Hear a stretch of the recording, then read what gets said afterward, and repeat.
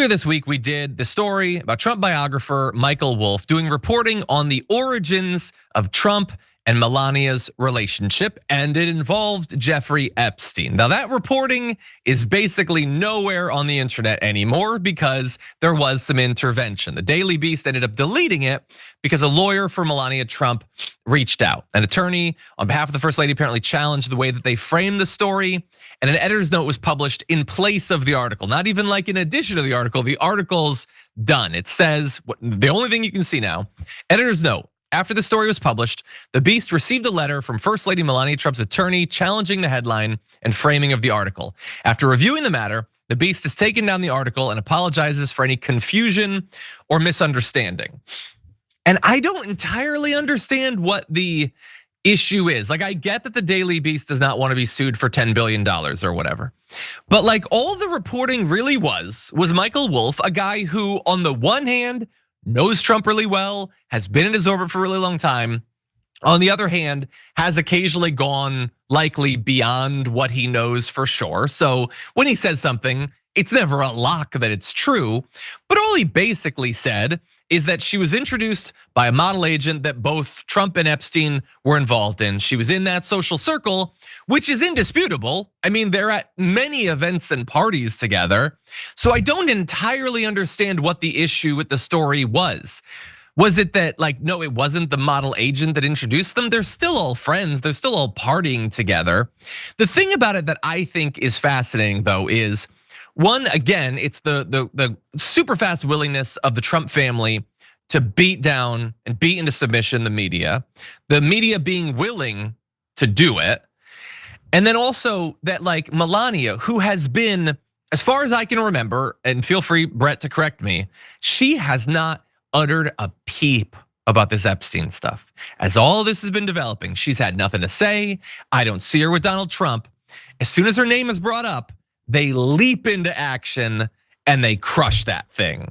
So they're around, they can get involved if they want to, but it wasn't until it was specifically about her that they did, which I think is interesting. Now, maybe, look, in the end, maybe Michael Wolff was wrong. And maybe they didn't meet through that means. I mean, you cannot dispute that they were in the same social circle. Donald Trump was best friends with Epstein for years after he began dating Melania. But regardless, Brett, what do you make of this? This is just like a little microcosm of what's so annoying about Trump, right? So like, I've seen 100 photos of him and Jeffrey Epstein partying together. And they're gonna try to make this story about how like these guys are lying about Trump and Epstein.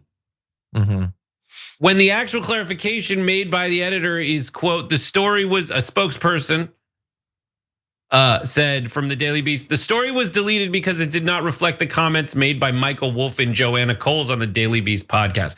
So the articleization, it seems, according to this Pointer article, and they do assess veracity, is that it was not in line with Michael Wolff. Michael Wolff will say a lot of stuff, has kind of got this reputation, as John, you mentioned earlier, for kind of doing the most salacious stuff.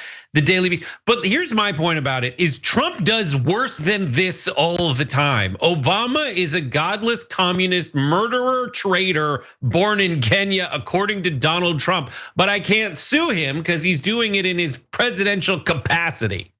Yeah. It is asymmetrical. Also, Fox News and Donald Trump are wearing the same pants most of the time.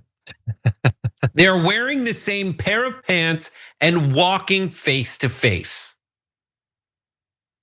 Like, and they have to walk backwards and Donald Trump is walking forwards and they're doing the two-legged, three-legged race thing. You know what I mean? Like really close. There's no dance space between the two of them as they cha-cha. Like that's what's so disgusting. And we need to point it out, it's horrible. And Donald Trump does worse than a unclear, like an unclear, like a headline that isn't wildly representative of a story, because someone else writes the headlines besides the person who wrote the article, which is based on the novel Push by Satire. I mean, by Sapphire. I mean the podcast interview that they did. Like it's that far derivative. And we're all the way down the line, and they're trying to make this story about this. And this is what everyone needs to figure out. Donald Trump on the Epstein thing has tried every single thing he can imagine, and he makes up a lot of BS, so he's a liar and he's imagining a lot to try to get away with this. And he hasn't found anything in 100 and however many days since he's been in office after promising he would declassify the Epstein files. Yeah. Everything he's doing along the time is a please, please, please let me get away with it gambit. And we can't let him please, please, please get away with it. Yeah, he has not come up with a persuasive response to the question, why haven't you released the files yet? I don't care. I don't want to hear about anything else. Release the files. It's super suspicious.